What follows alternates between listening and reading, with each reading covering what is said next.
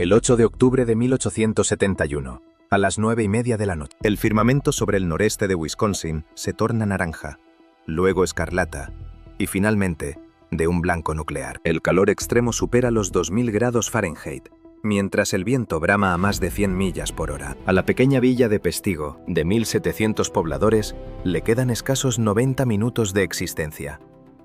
Al llegar la medianoche, habrán muerto entre 1.500 y 2.500 personas. Será la catástrofe ígnea más mortífera en suelo estadounidense, y apenas nadie guardará su recuerdo. 250 millas hacia el sur, casi en el mismo instante fatídico, se dice que la vaca de la señora O'Leary derriba un candil en un establo de Chicago. Entender cómo una comarca entera se desvaneció en una noche exige retroceder 4 meses. Aquel verano de 1871, en Wisconsin, es atroz. Entre junio y septiembre, las precipitaciones en la espesura del norte no llegan ni a la cuarta parte de lo habitual. Ríos que fluían con fuerza quedan reducidos a hilos de agua, luego a lodo y finalmente al vacío. Humedales con siglos de historia se agostan y se resquebrajan. El cauce del río Pestigo, principal suministro del pueblo, registra su mínimo histórico.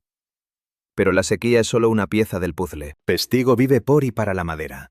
Los bosques del norte albergan pinos blancos, sugas y frondosas que cubren cientos de millas sin interrupción. La localidad posee la mayor fábrica de artículos de madera del país, dirigida por el empresario de Chicago, William Ogden. De allí salen cubos, tinas, mangos de escoba y tablillas, procesando cada tronco para venderlo en el sur o enviarlo hacia el este. La explotación es voraz. Los madereros deforestan franjas masivas, diseminando pilas de ramas, cortezas y virutas por miles de hectáreas. En condiciones corrientes, estos residuos se descompondrían poco a poco. En ese verano de 1871, se convirtieron en yesca pura. Al alba de octubre, el suelo forestal es un manto de agujas secas, hojarasca muerta y desechos de tala. La humedad ambiental es prácticamente inexistente. El termómetro marca valores inusualmente altos para la época. Pequeños focos provocados por operarios del ferrocarril o chispas de locomotoras llevan semanas ardiendo. La población se ha acostumbrado a esa calima perpetua de humo y al olor a quemado, a ver cómo la ceniza flota en el aire igual que la nieve. El 7 de octubre, la intensidad del viento aumenta. La ciencia climática de 1871 es ruda. No existen fotos satelitales, ni radares de última generación o globos para medir la inestabilidad del aire. Los pronósticos se basan en mirar al horizonte y lanzar conjeturas informadas. Lo que la meteorología moderna lograría reconstruir es esto. Un potente sistema de bajas presiones se gesta en las grandes llanuras y avanza hacia el oriente. Al cruzar la región de los Grandes Lagos, colisiona contra una cresta de alta presión bloqueada. El choque desata una cizalladura brutal y una caída barométrica súbita. En términos actuales, el escenario atmosférico mimada las condiciones que generan un derecho. Tormentas de viento lineal devastadoras que recorren cientos de millas. Pero en 1871, los habitantes de Pestigo solo perciben que el viento, que soplaba constante desde el suroeste, se vuelve repentinamente feroz. Al caer la tarde del 8 de octubre, las ráfagas ya tienen fuerza para arrancar las tejas de cuajo. La humareda se densifica. Pequeños focos latentes en la espesura inician su expansión letal. Campesinos vigilan con pavor cómo el fuego acecha sus tierras sin descanso. Hay quien intenta contrafuegos, quemas controladas para dejar al incendio sin sustento alguno. En condiciones normales, esta táctica suele funcionar. Aquel 8 de octubre de 1871 fue como frenar tsunamis con cubetas. Al anochecer, los habitantes de Pestigo avistan murallas ígneas rodeándolos por doquier. El avance forestal no sigue el patrón rastrero habitual de las llamas. Las llamas corren por las copas altas. Llamaradas de corona saltan entre copas a casi 30 millas por hora. Cerca de las 9 de la noche, los focos dispersos se fusionan. Lo que siguió desafía cualquier descripción simple. Quienes sobrevivieron relatarían que el estruendo fue el primer presagio. Un rugido similar a un tren de carga o catarata masiva, audible a millas. Sobrevino un viento violento y abrasador, capaz de chamuscar cabellos y llagar la piel. Previo a ver las llamas, un fulgor diabólico convierte la noche en pleno día. El incendio no progresa linealmente. Simplemente estalla con furia. Una tormenta ígnea es tal monstruosidad que genera su propio sistema meteorológico. Aquel calor extremo desencadena corrientes de aire ascendentes de una potencia brutal. Masas de aire recalentado ascienden velozmente, provocando un vacío parcial a ras de suelo. Corrientes frías irrumpen para llenar ese vacío, avivando llamaradas y acelerando ráfagas. El fuego actúa como un depredador vivo, cazando oxígeno y devorando todo material combustible. Alcanza temperaturas que sobrepasan con creces las de cualquier horno industrial. Ante el río Pestigo, los ciudadanos buscan refugio acuático, su única esperanza. Arde la casa de huéspedes, luego la fábrica y finalmente el templo. Las estructuras no arden en cadena, prenden al unísono, tocadas por manos invisibles. La madera apilada en los patios industriales estalla de golpe en lenguas de fuego, aceras de madera convertidas en puro fuego. El padre Peter Pernin, párroco local, corre a su iglesia para rescatar el sagrario. En el interior, el aire posee ya la temperatura asfixiante de un horno. Recoge sus pertenencias y huye veloz hacia el río. Tras sus pasos, el tejado eclesiástico se desploma bajo una lluvia de ascuas. El calor ambiente supera ya los 1000 grados Fahrenheit de forma descontrolada. Quienes quedaron atrapados al raso sufren una combustión espontánea e instantánea. Testigos narran visiones de siluetas humanas corriendo mientras las llamas las devoraban vivas. El rugido del Averno devoró sus gritos de agonía. Los rescatados del cauce presentan quemaduras tales que su piel se desprende a jirones. A las 9:30, Pestigo ya no existe. El cauce del Pestigo se torna simultáneamente en refugio sagrado y fosa común. Cientos de almas se arrojan al agua, mientras el fuego devora la villa entera. Unos caminan hasta el centro, donde la corriente es más profunda. Otros se aferran a restos. Muchos se sumergen, emergiendo solo para atrapar algo de aire. Se zambullen de nuevo ante las ráfagas de calor. El padre Pernin relata el horror. Las riberas del río, hasta donde alcanzaba la vista, rebosaban de gente aterrorizada. Permanecían inertes cual estatuas, ojos fijos al cielo y lenguas fuera de sus bocas. El agua está gélida, a unos 50 grados. Normalmente, el frío mortal te apagaría en minutos, pero arriba, el aire arde a cientos de grados más. La gente agoniza atrapada en ese umbral imposible. Entre aguas gélidas y un aire que calcina, la elección es nula. Muchos simplemente se rinden, agotados y ateridos, sueltan el último aliento y se hunden para siempre. El humo o el frío los desmayan.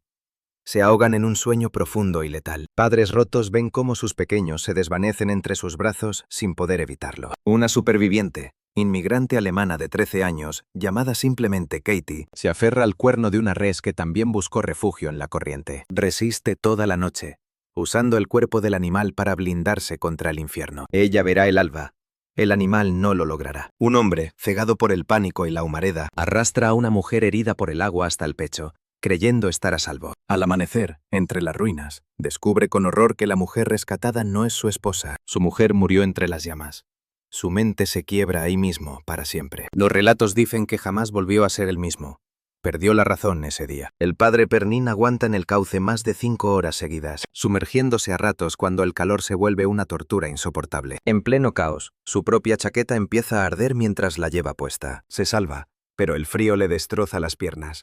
Dependerá de un bastón hasta su muerte. El núcleo del incendio ruge con furia máxima durante unos 90 minutos. A las 11 de la noche, lo más crudo ya ha barrido Pestigo. A medianoche, el fuego vuela al noreste, tragándose el bosque a más de 2 millas por hora. Pero esto no ha hecho más que empezar. A 15 millas al noreste de Pestigo, descansa el poblado de Williamsonville, donde viven unas 50 personas. Sobre las 10:30 ocurre algo inexplicable.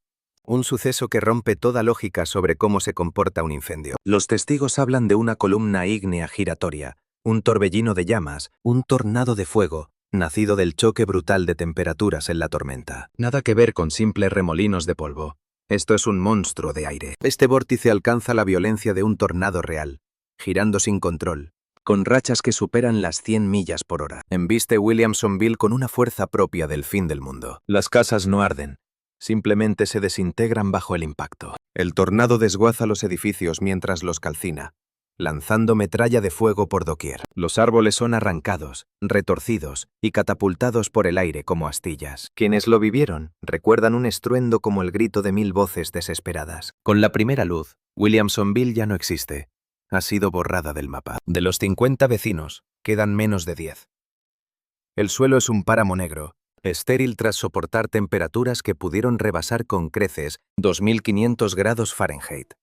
Suficiente para vaporizar la materia viva, fundir el cristal y convertir la arena en pura escoria. Aquel tornado no fue un hecho aislado en mitad del desastre. Durante la noche, brotan y mueren múltiples remolinos mientras el fuego devora el bosque. Tal fue la rareza del evento que, semanas después, los supervivientes jurarían que aquello fue un castigo divino, algo puramente sobrenatural. El juicio final se aproxima. La cólera divina se ha manifestado con toda su fuerza. Pestigo se lleva la peor parte de esta masacre histórica. Pero no fue el único rincón devastado por la tragedia. Un infierno desatado devora el noreste de Wisconsin, arrasando una franja de 10 millas de ancho por 40 de largo. 16 comunidades, desde pueblos hasta aldeas olvidadas por los mapas, son borradas de la faz de la tierra. En Sugar Bush, con apenas unos 300 habitantes, la muerte no dejó prácticamente a nadie en pie. La aniquilación fue tan absoluta que el recuento real de víctimas seguirá siendo un enigma eterno. Pasarán décadas y los campesinos, al labrar sus tierras, seguirán desenterrando restos humanos. Al llegar a Bruselas, los desesperados buscan refugio en cultivos ya segados y quemados por incendios controlados semanas atrás. Sin nada que arda, se salvan. Se ovillan entre rastrojos negros mientras el monstruo de fuego ruge sobre sus cabezas. Ante un calor insoportable, hunden sus rostros en la ceniza buscando un último aliento de aire. Dentro del campamento maderero de Menominee, familias enteras se apiñan en un claro del bosque. El cerco de llamas se cierra. Quien intenta huir encuentra una muerte segura. Solo sobreviven quienes se pegan al suelo, envueltos en mantas empapadas y filtrando el humo con paños húmedos. Sin embargo, las quemaduras son tan atroces que la infección y el choque acabarán con ellos poco después. Al despuntar el alba del 9 de octubre, las llamas habrán devorado entre 1.200.000 y 1.500.000 acres de bosque, superando la extensión de Delaware. Las pérdidas materiales superan los $5 millones, una cifra astronómica para el año 1871. En cuanto al recuento de cadáveres, al contrastar los informes, la cifra oscila entre 1.500 y 2.500 fallecidos. Se consagra como el incendio forestal más letal jamás registrado en la historia estadounidense. Pese a ello, el olvido lo cubre todo. Aunque en mitad del horror, un solo rincón quedó intacto. El Santuario Nacional de Nuestra Señora del Buen Socorro, una modesta capilla en el pueblo de Champion, situada justo en la ruta del Apocalipsis. El recinto abarca 5 acres consagrados en 1859, año en que Adele Brice, una joven belga recién llegada, afirmó haber presenciado apariciones de la Virgen María. Con el infierno acechando a Champion durante la madrugada del 8 de octubre, lugareños y refugiados se agolpan desesperados en los terrenos del templo. Los testimonios narran muros de fuego cerrándose sobre ellos desde todos los flancos imaginables. Entre aullidos de viento y una lluvia incesante de ascuas, la multitud suplica al cielo, y de pronto, el fuego se detiene. Un fenómeno que aún desata debates. Los incrédulos hablan de terrenos despejados, ausencia de madera y caprichos de las corrientes de aire. Para los fieles, no hay duda. Fue la mano de Dios interviniendo. Sin embargo, las pruebas materiales resultan imposibles de refutar. La iglesia y su perímetro de 5 acres no sufrieron ni un solo rasguño. Al cruzar la linde, los árboles son carbón. A pocos metros, las casas son simples montones de ceniza gris. No obstante, el santuario permanece incólume, luciendo su pintura blanca impoluta y vidrios perfectos. Tras el desastre, el lugar se volvió un centro de peregrinación. Quienes hallaron cobijo allí juran haber vivido una protección milagrosa. La Iglesia Católica, siempre escéptica ante lo sobrenatural, acabó validando al Buen Socorro como el primer sitio de apariciones marianas oficial en suelo estadounidense. Para los habitantes del noreste de Wisconsin, almas rotas por el trauma y el luto, que buscaban una respuesta, la integridad de esa capilla fue el único consuelo ante una tragedia que no tuvo piedad. Toda América conoce la crónica negra del 8 de octubre de 1871. Cuentan que una vaca en Chicago pateó un farol y desató el mismísimo infierno. El fuego devoró 10 kilómetros de ciudad y 17.000 edificios quedaron en cenizas. Aquella catástrofe nacional cegó la vida de unas 300 personas en total. La prensa nacional dedicó portadas enteras al suceso durante semanas seguidas. El país entero se movilizó, y el relato acabó convertido en una leyenda. Lo que ignoran es que esa noche, 400 kilómetros al norte de allí, un tornado de fuego aniquiló entre 5 y 8 veces más vidas humanas. Arrasó una superficie 400 veces mayor que la del incendio de Chicago. Aniquiló 12 pueblos con tal saña que algunos dejaron de existir para siempre. ¿Por qué tal olvido? Chicago era la 5ª ciudad más grande del país. Disponía de prensa, telégrafo, influencias políticas y una riqueza desbordante. Chicago dolió al país. Pestigo solo era un pueblo maderero perdido en Wisconsin. Su único contacto exterior era un precario y solitario hilo de telégrafo. Ardió de inmediato. Las noticias llegaron tarde, incompletas y a cuentagotas. Para cuando la prensa regional entendió la magnitud real del desastre ocurrido, el drama de Chicago ya se había adueñado de toda la atención nacional. Fue logística. Chicago tenía supervivientes y recursos suficientes para volver a nacer. Pestigo solo dejó cadáveres entre cenizas. La ayuda fue donde era más mediática. Aquello supuso un cruel olvido histórico. Pestigo apenas apareció citada de pasada en unos pocos diarios de la época. Fue una simple nota al pie. Jamás se realizó una investigación seria sobre ello. Ninguna comisión oficial indagó cómo pudo ocurrir semejante horror en aquellas tierras. La historia murió pronto. Toda tragedia debería forzar una reforma para el futuro. Hablo de seguridad, leyes y lecciones para evitar que nuevas catástrofes se repitan. Pero el desastre de Pestigo no cambió absolutamente nada. La tala en Wisconsin no paró. Al revés, se hizo mucho más voraz. Las madereras, intactas, vieron un negocio lucrativo en las tierras ahora calcinadas. En pocos meses, los hacheros ya estaban de regreso en el bosque. Cortaban sin piedad, dejando atrás toneladas de maleza seca y muy peligrosa. Ese rastro causó el desastre de 1871. Nada cambió. Sin límites de quema, ni cortafuegos, ni planes de emergencia para la población. El Estado prefirió centrar sus energías en reconstruir la ciudad de Chicago. Gestionaban el impacto político de dos tragedias ocurridas de forma simultánea. Olvidaron la zona quemada. Los supervivientes de Pestigo apenas recibieron unas migajas, poco dinero y casas precarias.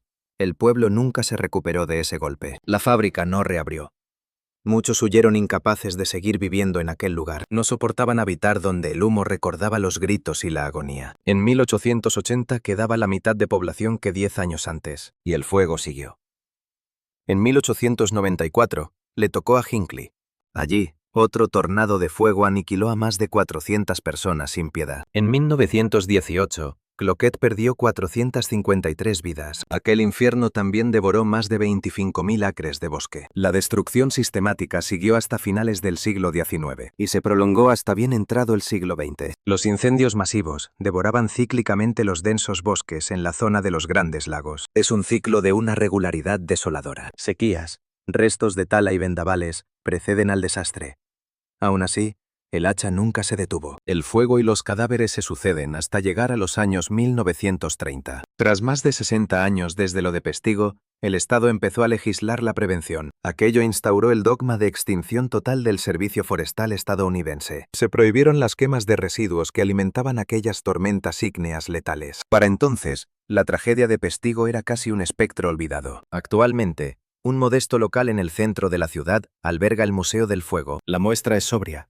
Apenas unas fotos, restos quemados y relatos de supervivientes. El camposanto local oculta una fosa con unos 350 cuerpos sin nombre. Sin identidad alguna, solo una placa recuerda que allí ocurrió algo atroz. El ciudadano medio de Estados Unidos ignora por completo este suceso, mientras el mito del gran incendio de Chicago se estudia y venera en museos nacionales. Forma parte del ADN cultural sobre la capacidad de superación de la nación. Aquella matanza, con el quíntuple de víctimas esa misma noche, es solo una nota marginal. Solo aparece en tratados académicos densos o en rincones perdidos de la red. Esta desmemoria colectiva resulta verdaderamente perturbadora. Lo de Pestigo no fue un incidente aislado, ni un drama de poca monta. Fue el infierno forestal más letal del país, un desastre de dimensiones casi irreales. Pese a ello, la sombra de la historia lo ha borrado como si nunca hubiese existido. Quizás ahí radique el espanto genuino de lo que pasó allí. No fue la ferocidad de las llamas, sino el mutismo que vino después. Una tragedia así debería haber forzado cambios drásticos y resonar en los siglos. Tendría que ser una cicatriz en la mente común, pero simplemente se esfumó. El olvido lo dictó la ubicación, el azar y la frialdad de los titulares de prensa. Los que ardieron allí eran campesinos, obreros, críos y recién llegados con sueños. Forjaban un futuro en tierra extraña y merecían un destino menos cruel. Merecían que alguien los recordara. Sus muertes debieron servir de lección para evitar que el horror volviera a golpear. No obtuvieron recuerdo ni sentido. Quedó solo el humo, el vacío y el viento silbando entre los árboles. Entre arboledas desiertas donde una vez hubo vida y pueblos enteros.